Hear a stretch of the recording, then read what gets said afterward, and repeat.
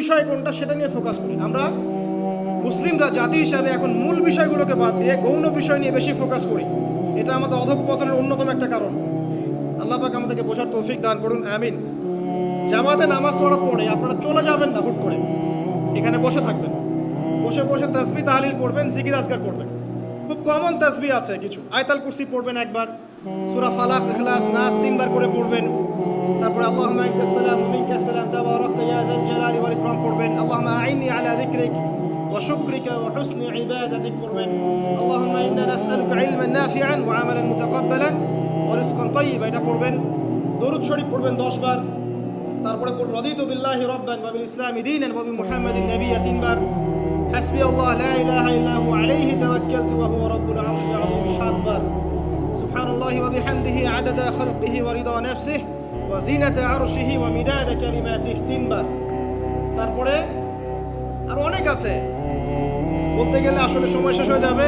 আমি একটা বইয়ের নাম বলে দিই, এই বইয়ের মধ্যে সব পাবেন, ঠিক আছে? বইটার নাম হচ্ছে হিসনুল মুসলিম। কি নাম?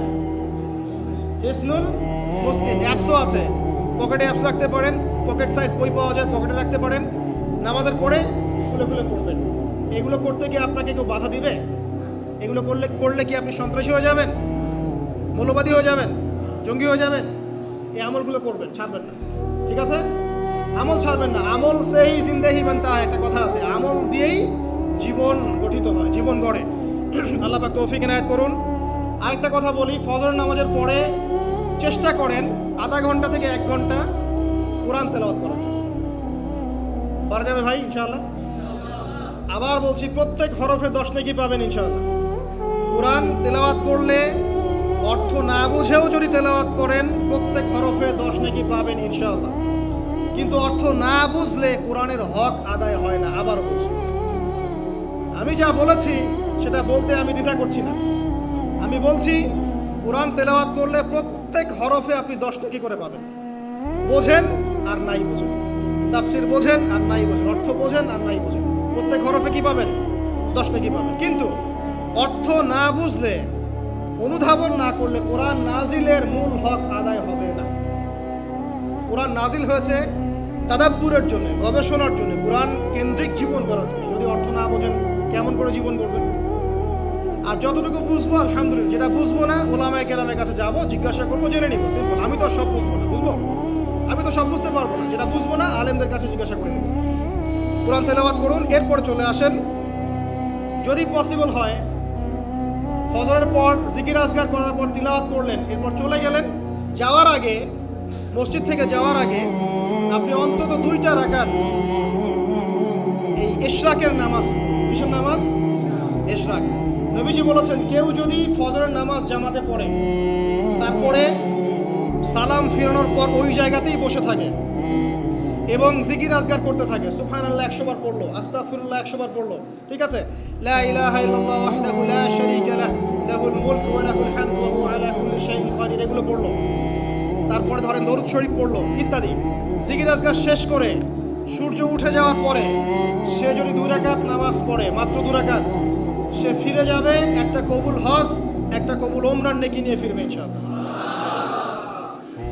আরেকটা নামাজ আছে, যদি পসিবল হয় পড়তে পারেন, 8টা থেকে 10টার মধ্যে পড়ে ফেললে ভালো, এরপরে সূর্য উঠে যায়, সূর্য গরম হয়ে যায়। সেটা হলো আপনার এই চাশতের নামাজ, যেটাকে আমরা বলি সলাতুদ দুহা, চাশতের নামাজ। আমরা অনেকে রিজিকের সমস্যায় ভুগি না? দারিদ্রতা, রিজিকের সমস্যা, আমাদের অভাব, এই সমস্যা আছে না? চাশতের নামাজ যে ব্যক্তি নিয়মিত পড়বে তাকে 2টা ফজিলত দেওয়া হয়। কয়টা ফজিলত? চাশতের নামাজ যে ব্যক্তি নিয়মিত পড়ে তার 2টা স্পেশাল ফজিলত। 1, তাকে দ্বীনের জ্ঞান দেওয়া হবে, ইলম মুখস্থ ক্ষমতা দেওয়া হবে, আপনি হিফজ ক্ষমতা বেড়ে যাবে, কোরআন সুন্নাহ মুখস্থ রাখতে পারবেন ভালো ইনশাআল্লাহ, আল্লাহর পক্ষ থেকে বুঝ দেওয়া হবে। আরেকটা হচ্ছে আপনার দারিদ্রতা আল্লাহ পাক দূর করে দিবেন। এগুলো পরীক্ষিত আমল ভাই, এগুলো কোনো গাল গল্প বলছি না, এগুলো পরীক্ষিত। আরেকটা আছে, সূরা ওয়াকিয়া রাতে তেলাওয়াত করেন, সূরা ইযা ওয়াকাআতিল ওয়াকিয়া লাইসা লিওয়াকাআতিহা কাযিবা, এই সূরাটা আপনি তেলাওয়াত করেন, দেখবেন দারিদ্রতা চলে যাবে ইনশাআল্লাহ আযজা ওয়া জাল, চলে যাবে ইনশাআল্লাহ। এবার আসুন কোরআন তেলাওয়াত নিয়ে 2টা কথা বলে দেই। কিছু কিছু সূরার কিছু কিছু অংশ মুখস্থ করে ফেলার চেষ্টা করেন। প্রত্যেক দিন এই অংশটুকু আপনি নিজে তেলাওয়াত করবেন। ফর এক্সাম্পল, সূরা বাকারার প্রথম 5টা আয়াত, তারপরে আয়াতুল কুরসি 255 নম্বর আয়াত, সূরা বাকারার শেষের 3টা আয়াত, সূরাতুল আলে ইমরান শেষের 10 আয়াত, সূরা কাহফ প্রথম 10 শেষের 10, সূরা মুমিনুন শেষের 5-7টা আয়াত, সূরা তওবার শেষ পৃষ্ঠা, সূরা আহজাবের শেষ পৃষ্ঠা, সূরা ফালাক, সূরা নাস, সূরা ইখলাস, সূরা কাফিরুন, সূরা জিন এর প্রথম 10টা-20টা আয়াত, এছাড়া আরও সূরা হাশর শেষের 5-7টা আয়াত। এগুলো মুখস্থ করে ফেলেন, প্রতিদিন এগুলো আপনি চর্চা করবেন, পারবেন ইনশাআল্লাহ। প্রত্যেক দিন যদি কোরআন তেলাওয়াত করেন একটা নেকি আছে, একটা ফজিলত স্পেশাল, সেটা হলো কোরআন কিয়ামতের মাঠে আপনার পক্ষে সুপারিশ করবে। আর কোরআন যার পক্ষে সুপারিশ করবে ইনশাআল্লাহ তাআলা সে জান্নাতে চলে যাবেই ইনশাআল্লাহ। আর কোরআন যার বিপক্ষে সুপারিশ করবে তার কি জান্নাতে যাওয়ার কোনো সুযোগ আছে ভাই? আল্লাহ বোঝার তৌফিক দেখ, আমিন।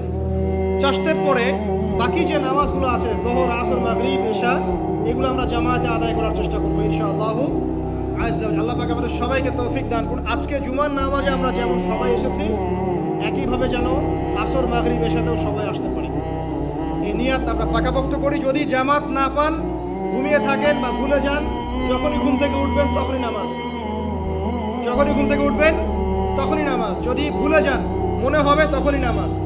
ঘুমিয়েছিলেন, ফজর হয়ে গেছে, 8টা বেজে গেছে, উঠবেন, আগে ফজরের নামাজ কাজা করবেন, তারপরে ছাড়ার কোনো অবকাশ নাই।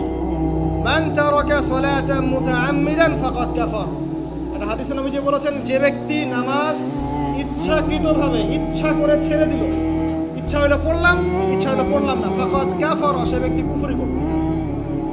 বাইনাল আবদি ওয়া বাইনাশ শিরকি ওয়াল কুফরি তারকুস সালাহ, একজন আল্লাহর বান্দা আর একজন মুমিন মুসলিম, এর মধ্যে পার্থক্যই হচ্ছে নামাজ। এমন হাদিস আছে যে প্রচন্ড রকম জালেম ফিরআউনের মতো শাসক সম্পর্কে সাহাবীরা জিজ্ঞাসা করেছিলেন, যদি এরকম জুলুম হয় ইয়া রাসূলুল্লাহ, আমরা কি করব? আমরা কি প্রতিহত করব না? নবীজি বলেছেন, ইল্লা মা সাল্লাউ, না, যতক্ষণ তারা সালাত আদায় করে ততক্ষণ তাদের বিরুদ্ধে যেও না। তার মানে নামাজ নাই, ইসলামের খাতায় নাম নাই। অতএব নামাজ কাজা হয়ে গেলেও কাজা করবেন, ভুলে গেলেও নামাজ আদায় করবেন। যদি জামাত না পান, বাসায় পড়বেন। যদি পসিবল হয়, মসজিদে জামাত শেষ হয়ে গেছে, বাসায় জামাত করে পড়বেন। নামাজের কোনো মাফ আল্লাহ পাক তৌফিক দান করুন, আমিন। এরপরে আসেন, 2টা নামাজ আছে, এটা আমরা পড়ি না, বা অনেকে পড়ি, অনেকে অবহেলা করি, কিন্তু এটার বড় ফজিলত আছে, বলবো। বেলাল রাদিয়াল্লাহু আনহু নাম শুনেছেন? যখনই নবী সাল্লাল্লাহু আলাইহি ওয়াসাল্লাম জান্নাতে যেতেন, মানে জান্নাত আল্লাহ পাক তাকে দেখাতেন, তখনই তিনি তার বেলাল রাদিয়াল্লাহু আনহুর পায়ের শব্দ শুনতে পারতেন।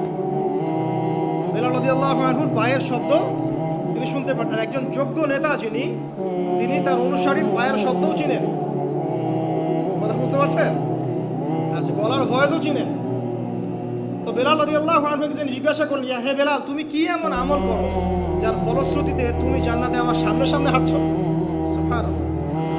কোন বেলাল? যিনি একজন কৃতদাস ছিলেন, নিগ্রো, কালো, দেখতে হয়তো আপনার আমার মতো সুন্দর না, তাই না? আফ্রিকান মানুষ, যাকে ওই যে রোদের মধ্যে শুয়ে পিটানো হয়েছিল, হয়নি? সেই বেলাল রাদিয়াল্লাহু আনহু, সুবহানাল্লাহ। তখন তিনি বলছেন, ইয়া রাসূলুল্লাহ, আমি তো এমন কোনো আমল করি না, আপনারা যা করেন তাই করি, তবে যখনই আমার অজু ছুটে যায়, অজু ভেঙে যায়, আমি তখনই অজু করি, আর সেই অজু দিয়ে আমি 2 রাকাত নামাজ পড়ি। এই নামাজটাকে কি বলে? তাহিয়াতুল ওযু। এই তাহিয়াতুল ওযুটা আমরা আদায় করার চেষ্টা করবো, আল্লাহ পাক তৌফিক দান করুন। আরেকটা আছে তাহিয়াতুল মসজিদ। দেখবেন অনেকেই মসজিদে আসি আমরা ধাপ করে বসে পড়ি, তাই না? আসলে কিন্তু মসজিদে এসে 2 রাকাত নামাজ পড়ে বসা সুন্নাত। মসজিদে একটা হক আছে, মসজিদে আসলেন, 2 রাকাত নামাজ পড়লেন, সংক্ষিপ্ত আকারে পড়লেন, পড়ে বসবেন, এটা করা উচিত। আল্লাহ পাক তৌফিক এনায়েত করুন, আমিন। এরপরে আসেন, এই 10 দিন কি করব আমরা? এগুলোর পাশাপাশি বেশি বেশি তাকবীর দিবেন। তাকবীর মানে আল্লাহু আকবার, আল্লাহু আকবার, লা ইলাহা ইল্লাল্লাহ, আল্লাহু আকবার, আল্লাহু আকবার, ওয়ালিল্লাহিল হামদ। সাহাবীদের মধ্যে আবু হুরায়রা রাদিয়াল্লাহু আনহু, আব্দুল্লাহ ইবনে আব্বাস, আব্দুল্লাহ বিন ওমর, এই বিখ্যাত সাহাবীরা যখন এই 10 দিনে উপস্থিত হতেন, তারা বাজারে গেলেও তারা বাজারে গিয়ে তাকবীর দিতেন জোরে জোরে। অন্য সবাই শুনে সবাই তাকবীর দিত, তাহলে সমস্বরে তাকবীর হতো। এই সুন্নাহটা চালু করা যেতে পারে। আল্লাহ পাক আমাদের সবাইকে তাকবীর দেওয়ার তৌফিক দান করুন, আমিন। এরপর এই 10 দিন আমরা বেশি বেশি যে কাজটা করার চেষ্টা করবো সেটা হলো তাওবা। বেশি থেকে বেশি তওবা করার চেষ্টা করা উচিত। আর তওবা মানে শুধু আস্তাগফিরুল্লাহ ওয়া আতুবু ইলাইহি পড়া নয়। তওবার দুটো ভাগ আছে। কবিরা গুনার জন্য একরকম তওবা, আর সগীরা গুনাহ এমনি এমনি মাফ হয়ে যায়। সগীরা গুনার জন্য একটা সগীরা গুনাহ হয়েছে, আপনি একটা ভালো কাজ করলেন, আগের গুনাহ মাফ। একটা গুনাহ হয়েছে, আপনি ওযু করলেন, চোখের হাতের সব গুনাহ মাফ। একটা গুনাহ হয়েছে, আপনি সদকা করলেন, গুনাহ মাফ। মানে গুনাহ মাফের অনেক সুযোগ আছে, কিন্তু কবিরা গুনাহ মাফের শর্ত আছে। শর্ত কি? 1 নাম্বার, পাক্কা নিয়াত করা যায় আর কোনোদিন এই কাজটা করবো না ইনশাআল্লাহ। 2 নাম্বার, ইচ্ছা করে ওই পাপে আর লিপ্ত না হওয়া। এবং 3 নাম্বার, নিজে এই পাপের জন্য কান্নাকাটি করা, অনুতপ্ত থাকা, তাহলে ইনশাআল্লাহ মাফ হয়ে যাবে।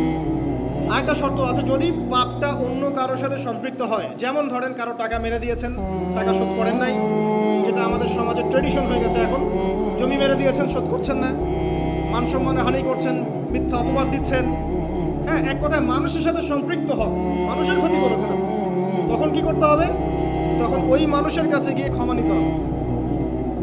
ডিফিকাল্ট, এবং এটার জন্য একটা বড় মনের দরকার আছে, মনের স্বচ্ছতার দরকার আছে। ভাই, আমি তোমার টাকা ধার নিয়েছিলাম, দেই নাই, এই নাও টাকা, শোধ করে দিলাম। ভাই, আমি তোমাকে ভালো মন্দ বলেছিলাম, তোমার গীবত করেছি, আল্লাহ তোমাকে মাফ করে দেয়, তুমি আমাকে মাফ করো। খুব ডিফিকাল্ট এগুলো করতে হলে বড় মন লাগবে। আর যদি এগুলো আমরা না করতে পারি তাহলে সমস্যা আছে। কিয়ামতের মাঠে আল্লাহ পাক ধরবেন, এবং যারা হকগ্রস্ত এদেরকে দাঁড় করাবেন। কিয়ামতের মাঠে নিজের নেকি তাকে দিয়ে ঋণ শোধ করতে হবে, অথবা তার গুনাহ নিজের আমল নামে নিয়ে ঋণ শোধ করতে হবে। কোনটা বেটার বলেন? দুনিয়াতে ছোট হওয়া না পরকালে ছোট হওয়া? আল্লাহ পাক এরকম কিছু অকেশন সৃষ্টি করে দিয়েছে, এমন কিছু উৎসব আল্লাহ পাক সৃষ্টি করে দিয়েছেন যেখানে মানুষ আমল গুছিয়ে আবারও আল্লাহর পথে ফিরে আসতে পারে। আমার কথা কি বোঝা যাচ্ছে? ঠিক এরকমই একটা উৎসব হচ্ছে, একটা অকেশন হচ্ছে আমলের উৎসব। সেটা হলো এই জিলহজ মাসের প্রথম 10 দিন। এই জিলহজ মাসের প্রথম 10 দিন সম্পর্কে আল্লাহ পাক সূরা ফজরের মধ্যে শপথ করেছেন, ওয়াল ফাজরি, ফজরের কসম, ওয়া লায়ালিন আশর, এবং এই 10 রাতের কসম। এই 10 রাত বলতে এখানে জিলহজ মাসের এই 10 দিন এবং 10 রাতকে বোঝানো হয়। এর ফজিলত সম্পর্কে নবী সাল্লাল্লাহু আলাইহি ওয়াসাল্লাম একটা হাদিসে বলছেন, সহিহ বুখারীর হাদিস, ইবনে আব্বাস রাদিয়াল্লাহু আনহুমা থেকে বর্ণিত, নবী করিম সাল্লাল্লাহু আলাইহি ওয়াসাল্লাম বলেছেন যে মা মিন আইয়ামিন আমালু সালিহু ফীহিন্না আহাব্বু ইলাল্লাহ মিন হাযিহিল আইয়ামিল 10। আল্লাহ পাকের কাছে এই 10 দিন, অর্থাৎ জিলহজ মাসের প্রথম 10 দিনের নেক আমল যত বেশি প্রিয়, আল্লাহর কাছে জিলহজ মাসের প্রথম 10 দিনের নেক আমল যত বেশি প্রিয়, অন্য কোনো আমল এত বেশি প্রিয় না। অন্য কোনো আমল, এটা বুঝতে গিয়ে সাহাবায়ে কেরাম প্রশ্ন করছেন, ক্বালু, তারা বলছেন, ইয়া রাসূলুল্লাহ, হে আল্লাহর রাসূল, বলুন সাল্লাল্লাহু আলাইহি ওয়াসাল্লাম, ওয়ালাল জিহাদু ফি সাবিলিল্লাহ, আল্লাহর পথের জিহাদও কি নয়? আমরা তো জানি ইসলামের সর্বোচ্চ চূড়া হচ্ছে আল্লাহর পথের জিহাদ। তো নবী সাল্লাল্লাহু আলাইহি ওয়াসাল্লাম বলছেন, ওয়ালাল জিহাদু ফি সাবিলিল্লাহ, আল্লাহর পথের জিহাদও নয়, আল্লাহর পথের জিহাদও নয়, ইল্লা, তবে ওই ব্যক্তির কথা ভিন্ন, রাজুলুন খারাজা বিনাফসিহি ওয়া মালিহি ফালাম ইয়ারজি' মিন যালিকা বিশাই, কোন একজন ব্যক্তি যে তার জান এবং তার মাল নিয়ে আল্লাহর পথে বেরিয়ে গেছে, তারপরে কোনো কিছু নিয়ে সে ফিরে আসতে পারে না, মানে সে শহীদ হয়ে গেছে, এই ব্যক্তির কথা ভিন্ন। কিন্তু অন্য যে কোনো দিনের আমলের চাইতে এই 10 দিনের নেক আমল আল্লাহর কাছে সবচেয়ে বেশি প্রিয়। তাহলে আমরা বুঝতে পারলাম, আমরা যে 10 দিনে এখন বসবাস করছি, জিলহজ মাসের আজকে কয় তারিখ? 1 তারিখ। এই যে আল্লাহ পাক নিয়ামতের সাথে আমাদেরকে বাঁচিয়ে রেখেছেন, এই 10 দিন আমল করার সুযোগ দিয়েছেন, এই কৃতজ্ঞতা স্বীকার করে আমরা কিন্তু শেষ করতে পারবো না। পারবো? প্রশ্ন হচ্ছে যে এই 10টা দিন আমরা কিভাবে কাজে লাগাতে পারি। আমি সেদিকেই যাবো ইনশাল্লাহ। তার আগে এই দিনগুলো সম্পর্কে আর কয়েকটা ফজিলতের হাদিস শুনিয়ে দিচ্ছি। তিরমিজি, ইবনে মাজাহ, মিশকাতের 128 পৃষ্ঠা একটা হাদিস এসেছে, আবু হুরায়রা রাদিয়াল্লাহু আনহু থেকে বর্ণিত, নবী করিম সাল্লাল্লাহু আলাইহি ওয়াসাল্লাম বলেছেন যে দিনসমূহের মধ্যে এমন কোনো দিন নাই, আল্লাহর দিনগুলোর মধ্যে এমন কোনো দিন নাই যেদিন ইবাদত করা আল্লাহর কাছে জিলহজের 10 দিনের ইবাদতের চেয়ে বেশি প্রিয়। কথা বুঝতে পারছেন? এরপরে নবী সাল্লাল্লাহু আলাইহি ওয়াসাল্লাম বলছেন, ইয়াদুলু সিয়ামু কুল্লি সিয়ামিন মিনহা বিসিয়ামি সানাতিন। এই 10 দিনের একটা সিয়াম বা একটা রোজা 1 বছর রোজা রাখার সমান। এই 10 দিনের একটা রোজা 1 বছর রোজা রাখার সমান। ওয়া কিয়ামু কুল্লি লাইলাতিন ফিহা বিকিয়ামি লাইলাতুল কদর। এবং এই 10 রাতের এক রাতের কিয়াম লাইলাতুল কদরের কিয়ামের সমান। আমরা জানি লাইলাতুল কদর সম্পর্কে আল্লাহ পাক কি বলেছেন, লাইলাতুল কদরি খায়রুম মিন আলফি শাহর, 1000 মাসের ইবাদত হচ্ছে উত্তম। তাহলে আমরা বুঝতে পারছি যে এই 10 দিন 10 রাত কি আমল করতে হবে, এই হাদিসটা বলে দিচ্ছে, সিয়াম এবং কিয়াম। 10টা সিয়াম না পড়েন অ্যাটলিস্ট 3টা সিয়াম পারা যাবে ইনশাআল্লাহ। পারা যাবে না? একটা সোমবার পাবো সামনে আমরা, ওটা রাখা যাবে ইনশাআল্লাহ। একটা বৃহস্পতিবার পাবেন, সেটাও রাখা যাবে ইনশাআল্লাহ। আর আরাফার সিয়াম পাবেন ইনশাআল্লাহ। আরাফার সিয়াম রাখলে আগের 1 বছর পরের 1 বছর 2 বছরের গুনাহ মাফ হয়ে যাবে ইনশাআল্লাহ আযজা ওয়া জাল্লা। আর কিয়াম সম্পর্কে আমি সামনে বলছি ইনশাআল্লাহ তাআলা। এরপরে বাইহাকির একটা বর্ণনা আছে যে জিলহজ মাসের প্রথম দশকের রাতে, জিলহজ মাসের প্রথম দশকের রাতের প্রত্যেকটা নেক আমলকে 10 দিয়ে গুণ করা হয়, 10 গুণ বৃদ্ধি করা হয়। সুবহানাল্লাহ। আরও আছে বাইহাকি এবং ইসবাহানির বিশুদ্ধ সনদে হযরত আনাস বিন মালিক রাদিয়াল্লাহু আনহু থেকে বর্ণিত আছে, জিলহজ মাসের প্রথম দশকের প্রতিদিন 1000 দিনের সমান, মানে প্রতিদিনের আমল 1000 দিন আমলের সমান, এবং আরাফার দিনের মর্যাদা 10,000 দিনের সমান। আরাফার দিন যে ব্যক্তি ইবাদত করবে ইনশাআল্লাহ তাআলা সে 10,000 দিন ইবাদতের নেকি পাবে ইনশাআল্লাহ আযজা ওয়া জাল্লা। তো প্রথম কি করতে হবে সেটা এই হাদিস থেকে বোঝা যাচ্ছে। হাদিসটা কি? উম্মে সালামা রাদিয়াল্লাহু আনহা থেকে বর্ণিত, নবী সাল্লাল্লাহু আলাইহি ওয়াসাল্লাম বলছেন যে জিলহজ মাসের চাঁদ যে ব্যক্তি দেখবে সে যেন তার নখ এবং তার চুল এগুলো যেন আর না কাটে। চাঁদ দেখে ফেলেছেন, কুরবানি করা পর্যন্ত এখন চুল আর নখ যেন সে না কাটে। যদি না কাটেন তাহলে কি হবে? আপনি একটা পূর্ণাঙ্গ কুরবানির নেকি পাবেন ইনশাআল্লাহ। আর একটা কুরবানির নেকি কি জানেন? কুরবানির পশুর গায়ে যতগুলো লোমকূপ আছে ততগুলো নেকি আপনার আমল নামায় যুক্ত হবে ইনশাআল্লাহু আযজা ওয়া জাল্লা। এগুলো হাদিস। এখন আমরা প্র্যাকটিক্যাল কিছু কথায় আসি যে কিভাবে আমরা এই 10টা দিনকে কাজে লাগাতে পারি। আমি সবার আগে দোয়া করছি আল্লাহ পাক যেন আমাকে সবার আগে এর উপর আমল করা তৌফিক দান করেন, আমার পরিবারকে তৌফিক দান করেন, এবং অতঃপর আপনাদের সবাইকে যেন আল্লাহ পাক এই তৌফিক দান করেন, আমিন। 1 নাম্বার, যদিও কাজটা খুব ডিফিকাল্ট এবং এই যুগে এই জেনারেশনের জন্য কাজটা অনেক বেশি ডিফিকাল্ট, অলমোস্ট ইম্পসিবলের মতো, সেটা হচ্ছে এশার নামাজের পরপর ঘুমিয়ে যাওয়া। তাই না ভাই?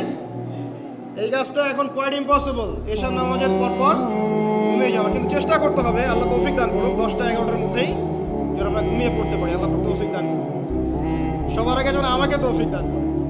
কোনো রাত এমনও কেটে যায় ফজরের নামাজ পড়তে হবে জন্য সারা রাত জেগে থাকতে হচ্ছে। আর আমাদের সময়ে বারাকা কমে গেছে, জানেন? আমাদের সময়ের মধ্যে বারাকা কমে গেছে, এটাও কিয়ামতের সাইন। নবী সাল্লাল্লাহু আলাইহি ওয়াসাল্লাম বলেছিলেন কিয়ামতের আগে আগে একটা বছর একটা মাসের মতো চলে যাবে, একটা মাস একটা সপ্তাহের মতো যাবে, একটা সপ্তাহ একটা দিনের মতো চলে যাবে, একটা দিন একটা ঘন্টার মতো চলে যাবে। তাই হচ্ছে না এখন? এই 7 দিন আগে আমরা জুমা পড়লাম, দেখেন 7 দিন, এই যে গত কয়দিন আগেই আপনি কুরবানির পশু জবাই করলেন, আবার কুরবানির ঈদ আপনার সামনে। সময় খুব দ্রুত চলে যাচ্ছে, আমরা বুঝতে পারছি না। এর কারণ হচ্ছে, একটা কারণ আমি ফাইন্ড আউট করেছি, সেটা হচ্ছে আমরা এখন ফজরের সালাতটাকে জামায়াতে গুরুত্ব দিচ্ছি না, এবং ফজরের নামাজের পর থেকে আমরা জেগে থাকছি না। অনেকেই, বেশিরভাগই যারা থাকছে আলহামদুলিল্লাহ। এই কারণে ওই যে বরকতময় সময়টা সকালে, এটা আমরা পাচ্ছি না। এই কারণে দিনটা আমাদের ছোট হয়ে আসছে, দিনে কাজগুলো আমরা শেষ করতে পারছি না, রাত জাগতে হচ্ছে, আর রাত জাগলে তো ফজরে ওঠা সম্ভব হচ্ছে না। সো এই সমস্যাটা হচ্ছে ফজর কেন্দ্রিক, ফজরটাকে গুরুত্ব দিতে হবে সবচেয়ে বেশি। আল্লাহ পাক আমাকে তৌফিক দেখ, আপনাদের সবাইকে তৌফিক দান করুন।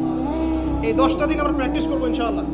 রমাদান মাসে আমরা যেমন প্র্যাকটিস করেছিলাম 1 মাস আল্লাহর আনুগত্যের, এই 10টা দিন উৎসবের উৎসাহ নিয়ে আমরা আবার প্র্যাকটিস করবো ইনশাআল্লাহু আযজা ওয়া জাল।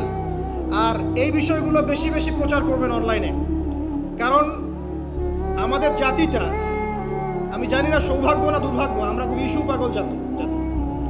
ইস্যু একটা ধরিয়ে দিবেন, এটা নিয়ে আসতে থাকবে, যে কোনো ইস্যু। যে ইস্যু একটা ধরিয়ে দিলেই 5 দিন 7 দিন 10 দিন কথা বলতে থাকি, আবার ইস্যুও শেষ, কথা বলাও শেষ, মানুষ ভুলে যায়। তো এই কারণে মনে করিয়ে দেওয়ার স্বার্থে জিলহজের 10 দিনের ফজিলত আমাদের সবাইকে মনে করিয়ে দেওয়া লাগবে, ঠিক আছে? অনলাইন অফলাইনে সবাই প্রচার করবেন।